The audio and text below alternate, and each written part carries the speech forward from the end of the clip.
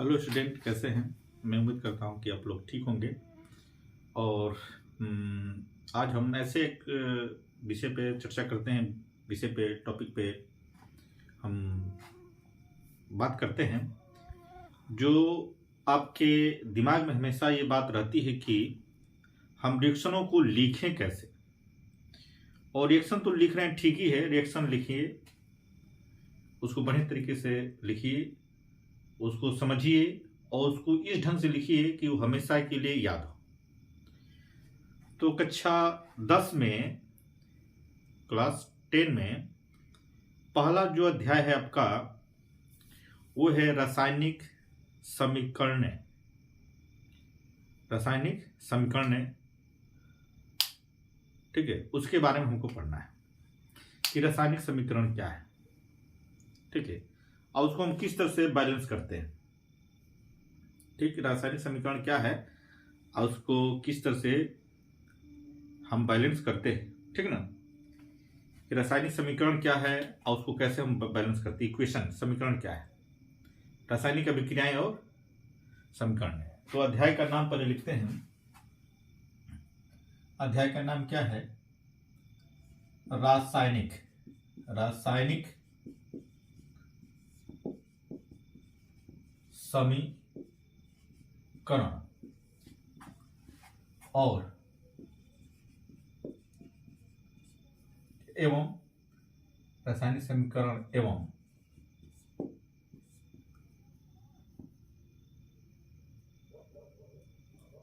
रासायनिक समीकरण एवं अभिक्रियाएं।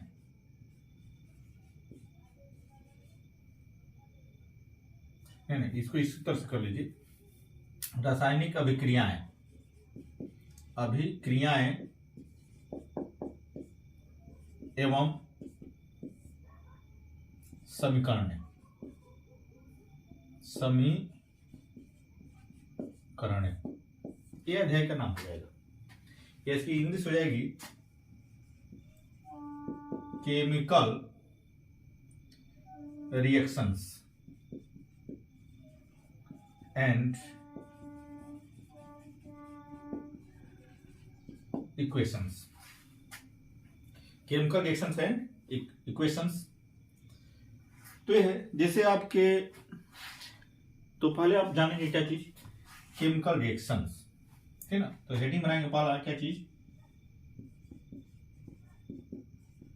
केमिकल रिएक्शंस, ठीक ना, यानी रासायनिक अभिक्रियाएं। रासायनिक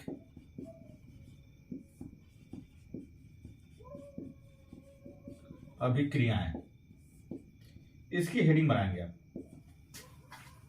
और देखेंगे कि रासायनिक समीकरण क्या होता है। जिससे आपके सामने एक आ जाए, लिख दे शब्द की क्या है, कि कैसे रासायनिक समीकरण समझेंगे। आपके सिलेबस में है कि मैग्नीशियम, मैग्नीशियम मैग्नीशियम क्या होता है, जलता है किसकी उपस्थिति में, ऑक्सीजन। ऑक्सीजन में जलता है और जल करके क्या बना लेता है, मैग्नीशियम ऑक्साइड बनाता है। क्या चीज, मैग्नीशियम ऑक्साइड बनाता है। तो ये तो समीकरण क्या है आपका, एकदम बिल्कुल सिंपल लिखे आपने, एकदम साधारण भाषा में लिखा आपने। और ये आपने क्या लिखा, इन वर्ड, यानी शब्द में आपने लिखा है, ठीक है, शब्द में लिखा है। लेकिन भाई शब्द में लिखने से नहीं होगा, हम रसायन विज्ञान पढ़ रहे हैं ना, तो रसायन विज्ञान पढ़ रहे हैं यानी केमिस्ट्री पढ़ रहे हैं, तो हमको केमिस्ट्री के लैंग्वेज में लिखना है। तो हमको लिखना है केमिस्ट्री के लैंग्वेज में। तो मैग्नीशियम का संकेत क्या होता है, Mg, और ऑक्स प्लस कर देंगे आप, और ऑक्सीजन का संकेत क्या हो जाएगा, O2, और एक तीर का निशान दे देंगे। अब इधर लिखेंगे क्या चीज, MgO। अब इधर क्या, ऑक्सीजन 2 है, इधर क्या है, MgO केवल है। तो हमको क्या करना, ऐसा करना है कि जो दोनों तरफ क्या हो, इधर को हम बोलते हैं क्या जी, इस वाले पार्ट को माने अभिक्रिया से तीर से पीछे का भाग, ये तीर का आगे वाला भाग हो जाएगा, यानी कि हम कहेंगे लेफ्ट हैंड साइड, इसको कहेंगे हम राइट हैंड साइड। ये वाला भाग हो जाएगा अभी रिएक्टेंट, क्या हो जाएगा आपका, रिएक्टेंट हो जाएगा। ये वाला भाग हो जाएगा आपका प्रोडक्ट्स, यानी उत्पाद हो जाएगा, वो उत्पाद हो जाएगा, ये अभिकारक हो जाएगा। अब इसमें क्या है, मैग्नीशियम है, तो हमको क्या करना है, बैलेंस करना है। तो इधर कर देंगे क्या चीज, 2, इधर भी ऑक्सीजन 2 है। अब देखिए यहाँ पे आपके दिमाग में ये चीज रहेगा कि यहाँ इसके आगे आपने नीचे लिखा क्या चीज, O2 लिखा है, तो यहां पर भी क्यों नहीं हम M2 लिख दें, लेकिन नहीं, ये क्या है, गैस कंडीशन में है और ये अधातु है, इसलिए हम इसको O2 में लिखेंगे, अणु के रूप में, मॉलिक्यूल्स के रूप में लिखते हैं। जबकि ये मैग्नीशियम क्या है, आपका धातु है, यानी मेटल है, ये सॉलिड कंडीशन में, इसलिए हम इसके आगे क्या लगाते हैं, 2 लगाते हैं। क्लियर हो गया, समझ में आ गया? तो इस तरह से हम करेंगे, ठीक है। तो अब इधर हो गया मैग्नीशियम 2, इधर ऑक्सीजन 2, अब दोनों के क्या कर देंगे, इधर 2 कर देंगे, यानी 2MgO, तो इसका नाम क्या हो जाएगा, मैग्नीशियम ऑक्साइड। ये मैग्नीशियम और ये ऑक्सीजन। अब इस तरह से रिएक्शन भी बैलेंस हो गया, ठीक है, रिएक्शन भी आपका क्या हो गया, बैलेंस हो गया, ठीक है। तो इस तरह से हम रासायनिक समीकरण को क्या कर सकते हैं, समझ सकते हैं, उसको बैलेंस कर सकते हैं, और बैलेंसिंग कैसे होता है। अब इसके आधार पर हम दूसरा रिएक्शन देखते हैं, दूसरा देखेंगे, तीसरा देखेंगे, बशर्ते आपको ध्यान से आपको देखना है बस रिएक्शन को। अगला देखिए रिएक्शन क्या है, अगला रिएक्शन,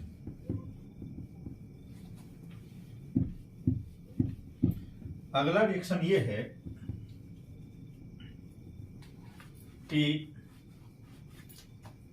देखिए अगला एग्जाम्पल है आपका, अगला एग्जाम्पल, अगर आपने जिंक को लिया, क्या है आपका जिंक, जिंक ले लिया, इसमें आपने क्या मिला दिया, H2SO4, यानी ये हो जाएगा सल्फ्यूरिक एसिड, ठीक है। इसमें अपने मैंने एक बीकर ले लेंगे, ये बीकर नहीं, ओ कर लीजिए कि परखनली, यानी टेस्ट ट्यूब, टेस्ट ट्यूब में आपने क्या ले लिया, जिंक का क्रिस्टल ले लिया, उसमें अपने H2SO4 डाल दिया। डालने में आप देखते हैं कि ये बन जाता है जिंक सल्फेट, अब प्लस बाहर निकल जाता है क्या चीज, H2, किस कंडीशन में, गैस की कंडीशन में, मैंने तीर ऊपर है, इसका मतलब गैस, ये बन गया क्या चीज, जिंक, जिंक सल्फेट हो गया। अब इसको आप देखते हैं कि बैलेंस है कि नहीं, तो बैलेंस है, क्यों, क्योंकि जिंक यहाँ पे क्या है, 1 है, तो यहाँ पे जिंक 1 है, यहाँ पे हाइड्रोजन 2 है, तो हाइड्रोजन यहाँ पे 2 है, यहाँ पे सल्फर 1 है, तो सल्फर 1 है, ऑक्सीजन 4 है, तो ऑक्सीजन 4 है। अब इसको हम दूसरे ढंग से भी समझा सकते हैं और समझ सकते हैं। देखिए इधर का जो भाग है इसको हम क्या रिएक्टेंट बोलते हैं, इसको प्रोडक्ट बोलते हैं। रिएक्टेंट वाले भाग को हम क्या कहेंगे, जिंक बराबर 1 हो गया, हाइड्रोजन बराबर 2 हो गया, सल्फर बराबर 1 हो गया, और ऑक्सीजन बराबर 4 हो गया। पर इधर वाले पार्ट का देखिए, जिंक बराबर 1, हाइड्रोजन बराबर 2, सल्फर बराबर 1, ऑक्सीजन बराबर 4। सेम इसी तरह से हम प्रोडक्ट वाले भाग में देखते हैं कि जिंक बराबर 1 है, और हाइड्रोजन यानी H2, हाइड्रोजन बराबर 2 हो गया, और S बराबर क्या हो गया, 1 हो गया, और O बराबर कितना हो गया आपका 4 हो गया। इससे साबित होता है कि जिंक अभिकारक में 1 है, उत्पाद में भी 1 है, अभिकारक में हाइड्रोजन 2 है, उत्पाद में भी 2 है, अभिकारक में सल्फर 1 है, उत्पाद में भी 1 है, अभिकारक में ऑक्सीजन 4 है, उत्पाद में ऑक्सीजन 4 है। इस तरह से हमारे संतुलित समीकरण हो जाता है, बिल्कुल यानी संतुलित है।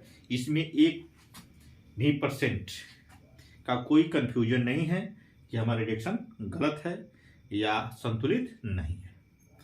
तो एक तो एग्जाम्पल ये हो गया, और हम दूसरा एग्जाम्पल देखते हैं इसी के आधार पर कि हम उसको कैसे संतुलित करेंगे। ठीक है, उस रिएक्शन को भी देख लिया जाए ताकि आपको जल्दी से समझ में आए कि रिएक्शन कैसे लिखा जाता है, कैसे संतुलित किया जाता है। ठीक है, तो देखिए Fe प्लस H2O, तीर का निशान बनाएंगे आप, एरो, Fe3O4 प्लस क्या कर देंगे आप, H2। अगर इतना दे दे, आप कह दे कि बैलेंस कीजिए, तो बैलेंस तो नहीं बैलेंस है। अब देखिए इसको बैलेंस एक तरह से चेक करेंगे ऐसे कि बैलेंस है कि नहीं। तो Fe बराबर कितना है, 1, हाइड्रोजन बराबर कितना है, 2, और ऑक्सीजन बराबर कितना, 1। ये अभिकारक भाग होता है, यानी इसको हम कहेंगे क्या कहेंगे, रिएक्टेंट। रिएक्टेंट हो गया, ये हो जाएगा आपका प्रोडक्ट। क्या हो गया आपका, प्रोडक्ट हो गया। ये रिएक्टेंट हो गया, ये प्रोडक्ट हो गया। अब देखिए यहां पे रिएक्टेंट वाले भाग, रिएक्टेंट जब 2 हो तो उसके बीच में प्लस लिखा जाता है। रिएक्टेंट 2 हो तो उसके बीच में क्या लिखा जाता है, प्लस लिखा जाता है। अभिकारक अगर 2 है तो उसके बीच में प्लस लिखा जाता है। और रिएक्टेंट और उत्पाद के बीच में हम एक तीर का निशान लगाते हैं, एक तीर का निशान यानी एरो का सिंबल देते हैं। अब देने से आपका क्या हो गया, एक रिएक्शन बन गया। अब देखिए रिएक्टेंट में तो आपने इस तरह से लिख लिया, अब प्रोडक्ट वाले भाग में भी लिखिए कि Fe बराबर 3 और H यानी हाइड्रोजन को ले लेंगे आप, और उसी क्रम में लिखेंगे जैसे लिखा है, समझ में आएगा। हाइड्रोजन बराबर 2 और ऑक्सीजन बराबर यहाँ पे कितना है आपका, 4। अब देखिए दोनों में डिफरेंट है ना। अभिकारक यानी रिएक्टेंट में आयरन 1 है, इसमें 3 हो गया, हाइड्रोजन इसमें 2 है तो हाइड्रोजन 2 है, ठीक है। ऑक्सीजन इसमें 1 है तो ऑक्सीजन इसमें 4 हो गया। अब ये क्या संतुलित नहीं, लेकिन हमको संतुलित करना है भाई। संतुलित करना है तो क्या करेंगे, देखिए इसको टिक से तो चाहेंगे तो हम जल्दी से संतुलित कर देंगे, कैसे, उसके बाद देखिए पहले टिक से बता रहा हूं, फिर उसके बाद लॉग विधि से बता रहा हूं। ठीक है, तो देखिए टिक से कैसे संतुलित करेंगे, यहीं पे कि Fe यहां पे संतुलित कर रहा, Fe लिखेंगे तो Fe के नीचे 3 है तो यहां पे कर देंगे Fe3, हो गया, 3 हो गया। अब यहाँ पे ऑक्सीजन 4 है तो इसके आगे ऑक्सीजन 4 लिख देंगे तो ये भी बैलेंस हो जाएगा, 4H2। अब तीर का निशान और Fe3O4। अब देखिए यहाँ पे ऑक्सीजन कितना हो गया, 4 गुना, हाइड्रोजन कितना हो गया, 4 गुना के 8 हो गया, और यहाँ पे कितना है बस H2 है तो इसके आगे भी 4 लिख देंगे तो 4 गुना के 8 हो गया। अब ये बैलेंस हो गया। Fe यानी आयरन कितना है, 3 है तो आयरन 3 है, ऑक्सीजन 4 है तो ऑक्सीजन 4 है। अब हाइड्रोजन 4 गुना के 8 है तो हाइड्रोजन 4 गुना के 8 है। ये तो क्या है आपका, बहुत तीव्र गति से आप इसको सॉल्व कर लिए बिल्कुल। लेकिन हमको एग्जाम में कोई या कमजोर बालक है, कमजोर स्टूडेंट है, उसके लिए हमको बहुत सावधानी पूर्वक समझाना पड़ेगा, सावधानी पूर्वक उसको बताना पड़ेगा ताकि उसको समझ में आए। ठीक है, तो उसको स्टेप बाय स्टेप समझना पड़ेगा। स्टेप बाय स्टेप इसको समझते हैं तो इसको मिटा देते हैं, उसके बाद स्टेप बाय स्टेप समझते हैं, इतना लास्ट तक आ जाएगा, आप समझ जाएंगे। देखिए स्टेप बाय स्टेप समझना है तो इसको क्या करेंगे, पहले तो इसको आप ब्रैकेट में कर लेंगे, सबको ब्रैकेट में ले लीजिए। अब ब्रैकेट में लेने के बाद हम तब तक इसको नहीं ब्रैकेट को हटाएंगे या तोड़ेंगे जब तक कि पूरी तरह से संतुलित हो न जाए। ठीक, तो देखिए फर्स्ट स्टेप में क्या करेंगे, हम लिखेंगे इसको स्टेप 1 कर लेंगे। ठीक है, स्टेप 1। अब स्टेप क्या हो जाएगा, 2 यानी सेकेंड में करेंगे। आप क्या चीज लिखेंगे कि आयरन के आगे 3 से गुणा करने पर, लिखेंगे आयरन के आगे 3 से गुणा करने पर, मान लिखेंगे Fe के आगे 3 से गुणा करने पर, ऐसे कर देंगे आप। तो लिखेंगे 3 Fe। अब इसको क्या कर देंगे आप, बना लेंगे ब्रैकेट में प्लस H2O। अब इसको ऐसे कर देंगे ब्रैकेट में, फिर तीर के निशान बनाएंगे और Fe 3O4, ये भी हो गया। प्लस क्या कर देंगे आप, H2, इसको भी ब्रैकेट में ले लेंगे। अब तो हो गया, आयरन तो बैलेंस हो गया इधर भी और इधर भी।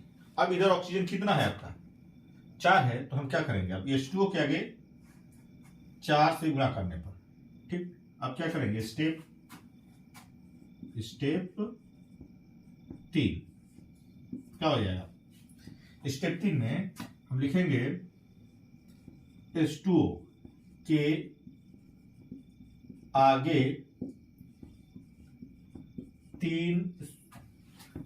4 से गुणा करने पर, ठीक है, गुणा करने पर लिखेंगे 3Fe, ठीक हो गया। इधर लिखेंगे 4H2O, ऐसे आप लिख देंगे, ठीक।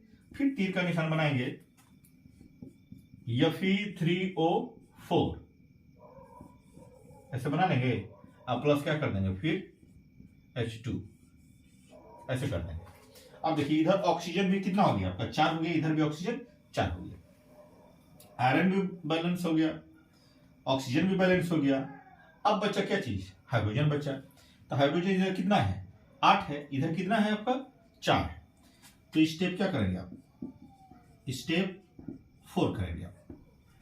स्टेप कितना करेंगे, 4 करेंगे। अब लिखेंगे H2 के आगे, H2 के आगे, यानी समीकरण के लेफ्ट राइट हैंड साइड में क्या करेंगे आप, 4 से गुणा करने पर लिखेंगे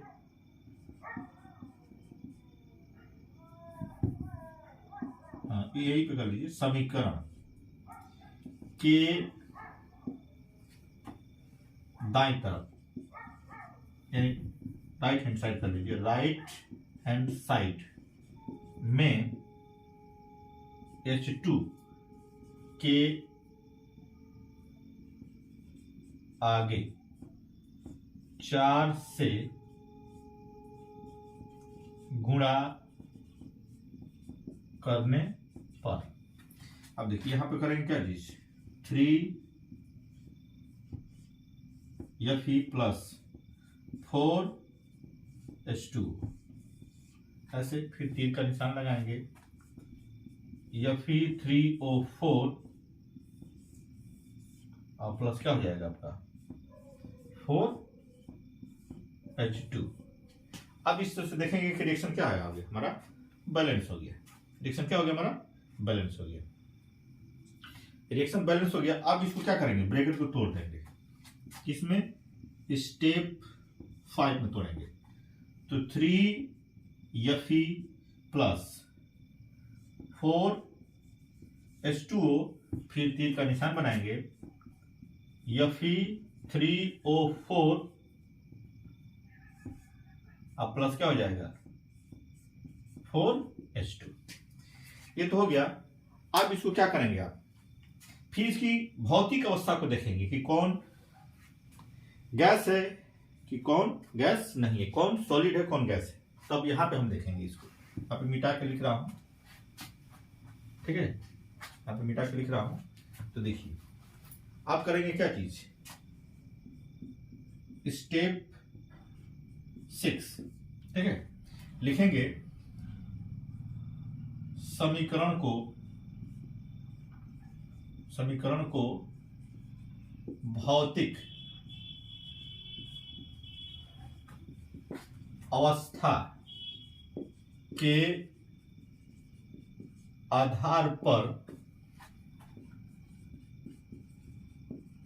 लिखने पर, ठीक है, भौतिक अवस्था के आधार पर लिखने पर, मतलब भौतिक अवस्था क्या है उसका, तो लिखेंगे क्या चीज 3Fe, यानी ब्रैकेट में कर देंगे सॉल्व, यस का मतलब क्या हो गया, ये सॉलिड हो गया, प्लस 4H2O, यानी ये हो गया क्या चीज, गैस के कंडीशन हो गया। किस कंडीशन हो गया, गैस। फिर तीर का निशान लगाएंगे, फिर Fe3O4, ये भी किस कंडीशन हो जाएगा आपका, सॉलिड की कंडीशन में। फिर क्या हो जाएगा H2 ये भी क्या हो जाएगा आपका, गैस की कंडीशन हो जाएगा।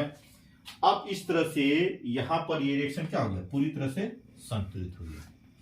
अब नीचे लिखेंगे अभिष्ट समीकरण, पूरा लिख दे रहे हैं, समीकरण यानी इक्वेशन संतुलित है, संतुलित है। इस तरह से हम क्या करेंगे, पूरा रिएक्शन को संतुलित कर लेंगे। मैं उम्मीद करता हूं कि आपको ये रिएक्शन बनाने का, समझने का अच्छा तरीका है। आप इससे संतुलित कर सकते हैं, बढ़िया से लिख सकते हैं परीक्षा में भी इस तरह से भी। और इस विधि को हम क्या कहते हैं, देखिए इस विधि को हम क्या कहते हैं, हीट, क्या बोलते हैं, इस विधि को हीट एंड ट्रायल मेथड कहते हैं। क्या कहते हैं, इस विधि को हीट एंड ट्रायल मेथड कहते हैं। जैसे पूछ दे कि हीट एंड ट्रायल मेथड किसे कहते हैं, तो पूरा इतना लिख देंगे तो आपको ये पूरा नंबर मिलेगा। आप किसी भी रिएक्शन को आप बैलेंस कर सकते हैं, ठीक है, किसी भी समीकरण को और केमिकल इक्वेशन को, और बढ़िया तरीके से आप किसी को बता भी सकते हैं। इसमें मैं उम्मीद करता हूं कि आपको बढ़िया से समझ में आ गया होगा, क्योंकि ये एक नॉर्मल रिएक्शन होता है। क्लास 10 में कोई बड़ा रिएक्शन उतना नहीं आता है, और बच्चे अगर बढ़िया से पढ़े तो बढ़िया से समझ में आ जाएगा। इसके साथ साथ मैं ये कहूँगा कि आप लोग कंपाउंडों को भी बढ़िया तरीके से याद रखिए, ताकि इसका जो प्रश्नावली का क्वेश्चन होगा उसको सॉल्व करने में आपको मदद मिलेगी। ठीक है, तो ये हीट एंड ट्रायल मेथड हो गया। ठीक है, अब इस पे विचार करते हैं कि इससे जो अगला टॉपिक है उसको हम पढ़ेंगे, और उस पर भी विचार करते हैं कि भाई उसको भी बढ़िया तरीके से हल किया जाए, समझा जाए। क्योंकि देखिए, मैं कहता हूँ और मेरा मानना है कि अगर आपके पास नॉलेज है तो नॉलेज को बांटिए, शेयर कीजिए और दूसरों को भी दीजिए अगर जिसके पास कमी है। तो इसी उद्देश्य से मैं भी आपको पढ़ा रहा हूँ, आप लोगों को सभी को। और कक्षा 10 का कोई इतना बड़ा सिलेबस नहीं है जिससे आपको समझ में नहीं आए, क्योंकि मैं तो यही कहता हूँ सभी से कि हम हैं तो क्या गम है। आपका जो भी रिएक्शन होगा सबको सॉल्व किया जाएगा बहुत बेहतर तरीके से। मैं उम्मीद करता हूँ कि आपको ये समझ में आ गया होगा।